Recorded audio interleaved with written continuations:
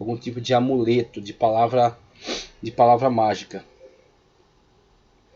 O judaísmo e o cristianismo modificaram essas religiões místicas em várias áreas, onde as três entravam em conflito. Estudos mais recentes têm indicado que devemos ver o gnosticismo mais como uma forma de misticismo, com influências babilônicas, como eu falei, né? Babilônicas, egípcias. Então muitos elementos do gnosticismo são egípcios. Você pode ler o livro de Hermes Trismegistus. Hermes Trismegistus. Deixa eu ver se eu encontro aqui próximo. Não está próximo de mim, não tem problema. Em algum outro momento. Mas você pode consultar o livro de Hermes Trismegistus e ver as influências, né, dessa mistura de elementos egípcios e gregos. Elementos egípcios e gregos, além de outros elementos orientais, tá? Então você tem, conforme eu estava lendo aqui, devemos ver o gnosticismo mais como uma forma de misticismo, influências babilônicas, egípcias e iranianas. Aí você tem o zoroastrismo, né, com o dualismo de bem e mal, e hindus, né, como colocou aqui, e hindus. Inclusive o rei Ashoka, que foi um representante importante do budismo, enviou missionários para todos os lugares. Então você tem certamente essa influência correndo o mundo e produzindo esse tipo de manifestações místicas, né? Como por exemplo o gnosticismo, que funde então esses misticismos e essas tradições até do Extremo Oriente, né? E não somente uma forma de filosofia dotada de especulações místicas. No gnosticismo se combinavam a orientalização da civilização greco-romana e a helenização do Oriente. No tocante ao cristianismo, o gnosticismo consistia essencialmente na tentativa de fundir as revelações dadas por meio de Cristo. E aí cito aí o Evangelho segundo Tomé. Ele tenta fazer isso de forma descarada, misturar, né, as revelações de Cristo com frases de cunho gnóstico, tá certo? Frases místicas, frases enigmáticas, coisas que seriam posteriormente esclarecidas só a quem se tornasse o iniciado.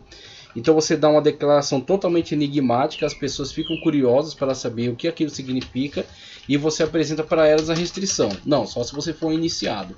Ela fala, tá, então como ser um iniciado? Ele vai, não, faça tal ritual, faça um voto de silêncio, seja fiel nessa escola, sustente esse mestre, aí você vai ter essa revelação. A pessoa vai, cumpre toda a cartilha, para o cara chegar lá e explicar, não, isso aqui significava tal e tal e tal.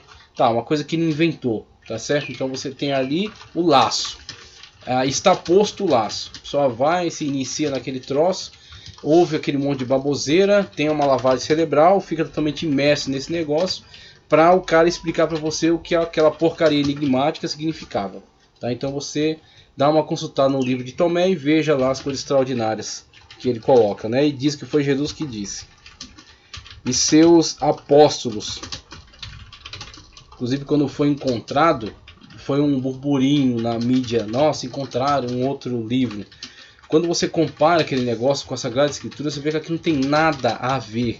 Não tem nada a ver com a Bíblia, tá certo? Não tem nada a ver com os textos, não tem coerência nenhuma com os textos. Pelo contrário, tem coerência com aquilo que sempre foi sabido e combatido, com os conteúdos gnósticos que circulavam já desde aquela época.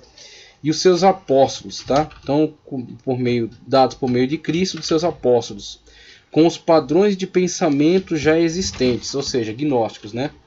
Se porventura o gnosticismo tivesse tido sucesso nessa tentativa, o cristianismo tornar-se-ia apenas mais outro culto misterioso greco-romano, dentre tantos outros que já viu na época, que o que não faltava ali era mistérios, tá certo? E iniciações e cultos bizarros, estranhos, nojentos, obscenos. O que me faltava era isso. Então queriam fazer que o cristianismo dançasse conforme a música.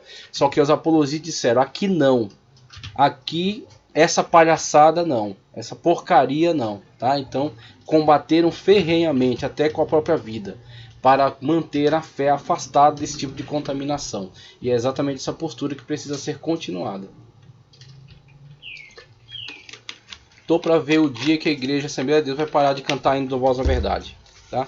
Infelizmente, a gente continua honrando pessoas que blasfemam contra o Espírito Santo, dizendo que ele não existe, tá? Eles são unicistas, são modalistas, dizem que só existe Jesus. São hereges e a gente continua cantando o hino dessa galera. Então, a gente precisa abrir nossos olhos para esses riscos, tá? Esses perigos. Tem um texto aqui de Norman Geisler. Os gnósticos se seguiram a vários movimentos religiosos que enfatizavam a gnose, ou conhecimento, principalmente sobre a origem da pessoa. O dualismo cosmológico também era uma característica do sistema. Mundos espirituais opostos do bem e do mal. O mundo material estava alinhado com o mundo sombrio do mal. Então você tem aqui Norman Geisler trazendo alguma estruturação básica com relação ao gnosticismo. E só dentro daquilo que ele falou aqui, basicamente, página 28, isso, página 28, você já começa a ver elementos de cada uma dessas influências, tá? Então o gnosticismo, gnose, conhecimento, tá? Só que esse conhecimento, como eu já falei, um conhecimento místico, esotérico, um conhecimento esotérico, tá? Para dentro, fechado. Exotérico, para fora, com X, tá? Exotérico, para fora, tá? E esotérico, com S, para dentro, fechado. Então eles dizem, olha, um conhecimento esotérico. Inclusive, no quadro que está em tela, traz algumas explicações a mais em relação a isso. Você tem a mentalidade gnóstica dividindo a humanidade em pelo menos 3 categorias, sendo rílicos, tá? Psíquicos e pneumáticos. Os rílicos são as pessoas ligadas ao mundo material que não se importam, que não estão propensas a esse tipo de absorção de conhecimento. Eles não entendem, não se interessam, não absorvem esse tipo de conhecimento. São pessoas ligadas à matéria, e a mente gnóstica, a partir dessa influência platônica e misturado com o misticismo babilônico, persa, tá? Hindu, entendia que o mundo, por ser matéria, e a matéria é má, tá? O mundo ou a matéria é inerentemente má, é mal por si mesmo, é mal em essência, é deturpado, é uma cadeia para a alma. A alma está aprisionada dentro da matéria, precisa ser liberta dela. Para ascender, olha o hinduísmo aí, as esferas, né, do qual você vai ascendendo na roda do Sansara, saindo disso, tá certo? Para o Nirvana, saindo para um ambiente perfeito, superior, no qual você não está mais preso a nada, e você emerge, tá certo, nessa visão panteística, no Brahman, tá? Então você tem essa visão também no gnosticismo, onde você vai obtendo esse conhecimento secreto e vai ascendendo também nesses graus, tá? Nessas esferas. Então você tem essa situação na qual você precisa adquirir esse conhecimento, só que você só adquire esse conhecimento se você se submeter às iniciações, tá? E toda aquela ritualística. E aí os rílicos que eles dizem são pessoas que rejeitam, então são a galera condenada, que está ligado a esse mundo material, que foi criado pelo Demiurgo. O Demiurgo é um tipo de deus mau, tá?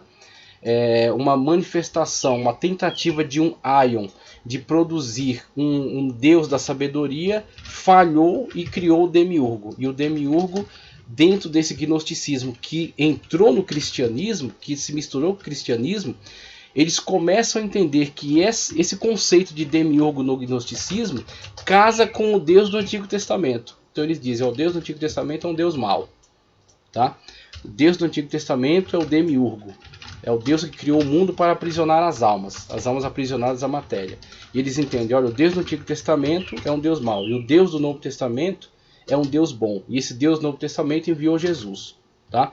E aí eles dizem, olha, essa revelação através de Jesus vai libertar das cadeias da matéria para que a gente possa ascender a um plano maior.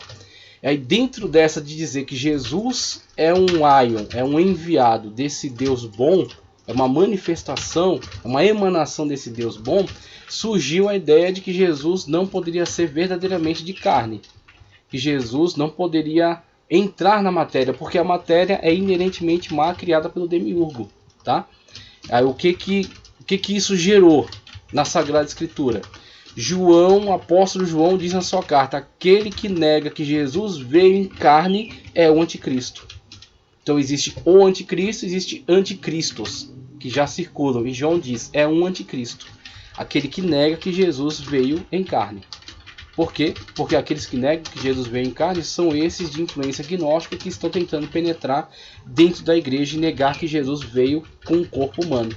Por isso que no Evangelho, João já havia dito que o verbo divino, tá certo? Pré-encarnado, Jesus Cristo, o Logos divino, que criou todas as coisas, por meio dele nada que foi feito se fez, tá? E sem ele nada que foi feito se fez, veio em carne e disse, nós podemos tocar a palavra da vida, afirmando com todas as letras que Jesus se materializou, se tornou carne.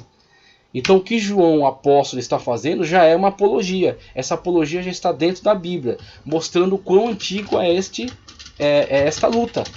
O quão antigo é esta batalha. Já desde o tempo apostólico, do tempo em que o evangelho estava sendo produzido, já havia essa necessidade dessa apologética contra essa influência nociva, essa influência má. Mostrando que o Pai, o Filho e o Espírito Santo são Deus. E todas essas pessoas estão envolvidas no processo salvífico da humanidade. Também o Pai, que está presente no Antigo Testamento, mas não somente o Pai, porque Jesus e o Espírito também estão presentes desde a criação. Então mostrando que não há essa suposta divisão, não há esse suposto Deus mau que criou a terra e a matéria e aprisionou as almas à matéria, tá certo? Então você tem essas influências gnósticas perigosíssimas que tentaram entrar na igreja já muito cedo. Então você tem em tela gnosticismo, origem, questão complexa, como eu coloquei no texto aqui de Champlin. É uma mistura. Se é uma mistura, você não consegue dizer, olha, foi dia tal, mês tal. Não, porque são influências que estão interagindo e vão se fundindo, vão se mesclando e vão se sincretizando. E aí começam a surgir um líder aqui, outro líder ali, que propõe uma ideia. Essa ideia ele bebeu no hinduísmo e bebeu no zoroastrismo e misturou com filosofia de tal filósofo. Aí surge outro que tem influência de outro filósofo, mas também é adepto das religiões místicas do Egito, dos cultos místicos do Egito. E aí vai surgindo várias escolas e várias influências, e essas influências são uma mistura. Sendo uma mistura, não há uma definição sobre quando surgiu. Surgiu através desse processo de interação entre essas correntes de pensamento e de fé, tá? Essas correntes de escolas filosóficas e místicas, tá ok? Mas existia já um gnosticismo pré-cristão, século I, pronto, antes do século I já tinha algumas correntes místico-gnósticas que já circulavam pelaquela região. Presente na cultura helênica e romana. Podemos falar em uma gnose pagã, totalmente pagã, né, dessa influência grega, romana e essas influências que vieram do Oriente. E em Roma, como Tácito mesmo dizia, toda loucura que existe no mundo tem um lugar em Roma para existir, para viver, né? Então Roma era bastante liberal com isso, desde que adorasse o imperador, tudo certo. Podia praticar a aberração que quisesse, o culto que quisesse. Então temos uma gnose pagã, judaica, judaico-cristã e cristã. Então você tem essas diferentes formas aí de gnose, que é uma forma mística e sincrética, né? Foi no cristianismo que o gnosticismo encontrou um terreno favorável para o seu desenvolvimento, por exemplo, através dessas propostas, conforme eu falei. Quem embarcou muito nessa proposta foi Marcion. Tanto que Marcion tentou excluir todo o Antigo Testamento, ficar somente com alguns textos do Novo Testamento, principalmente de Paulo e de Lucas. E excluir todo o resto, até os apóstolos que escreveram os evangelhos, tchau, excluir tudo isso, porque ele julgava que tudo isso pertencia à mentalidade judaica que estava afiliada, ligada ao Deus mau do Antigo Testamento, que ele entendia ser o demiurgo. Tá? Elementos gnósticos. Confrontação entre o mundo espiritual e a matéria. Então, no gnosticismo, não foi Deus que criou todas as coisas. Não. A matéria é inerentemente má e foi criada pelo demiurgo, e o demiurgo é um Deus mau que está associado, ou que é mesmo, o Deus do Antigo Testamento. Então essa é a visão gnóstica. Até hoje tem caras que trabalham dentro dessa mentalidade. Eu mesmo, infelizmente, um amigo que nós conhecemos se misturou com esse tipo de confissão, esse tipo de cosmovisão, tá? E rejeitava o Antigo Testamento. Infelizmente, tentamos ajudar das melhores formas possíveis, esclarecer e explicar, mas ele não aceitou, né? Ele de fato persistiu nessa heresia. Tomara que tenha saído já dela, mas eu não tive mais contato. Então, elementos do gnosticismo: confrontação entre o mundo espiritual e a matéria. A criação é resultado não do Deus da luz e da bondade, mas de um demiurgo, como acabei de explicar, né? Antropologia tripartida: homens pneumáticos, tá? Psíquicos e ríricos. Então você tem ríricos totalmente materiais, pneumáticos suscetíveis a alguma coisa, tá? Psíquicos, inteligentes. Então, ríricos totalmente materiais, tá? Psíquicos com uma inteligência, pelo menos, uma inteligência elevada, mas não espirituais. Pneumáticos, aí sim, pessoas do espírito, do pneuma, do sopro divino, tá? Pessoas espirituais que são dadas a esse tipo de aquisição de conhecimento gnóstico, conhecimento que pode os levar a uma elevação, é uma autossalvação através do conhecimento, aprofundamento nesses ritos, nesses mistérios, tá? Então, com aprofundamento nesses mistérios, eles vão se elevando e chegando a um nível superior. É uma autossalvação através desse tipo de conhecimento, tá? Então, essas três categorias, né? Tripartite em relação à antropologia.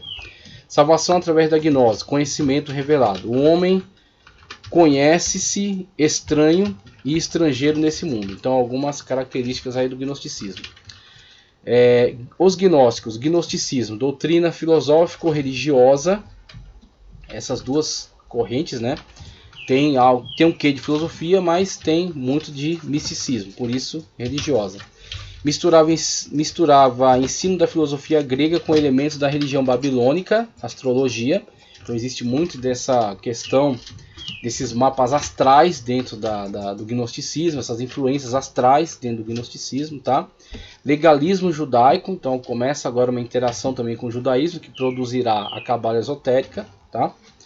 E dualismo persa, esse dualismo, né? Esse antagonismo entre bem e mal. Ah, mas não existe um combate contra o mal dentro do cristianismo ortodoxo? Sim, mas como que nós entendemos o mal? O mal não é uma das criações de Deus. Deus não criou o mal. É como a gente usa o exemplo luz e trevas. O que são as trevas? O bloqueio da luz. Onde a luz não está alcançando. Ali há trevas. Estão presentes ali trevas. Na verdade, a treva é apenas a ausência da luz. Ou o ferro. O que foi criado? O ferro. O que é a ferrugem? A deterioração do ferro. É quando não está mais puro, quando não está mais perfeito, quando não está mais conforme o seu propósito, conforme o propósito que foi criado. Se deteriora.